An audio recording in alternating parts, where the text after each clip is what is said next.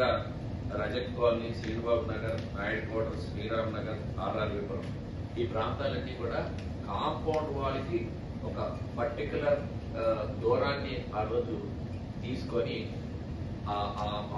దానికి ఎక్కువ ఎఫెక్ట్ అయినటువంటి ఏరియా ఈ ఏరియా. ఎందుకంటే సిటీలో దగ్గర అప్ టు ప్రతి వరకు కూడా భయభ్రాంతులతో జనమందరూ కూడా ఆ స్మెల్ ని వెళ్ళటం అనేటువంటి జరిగింది.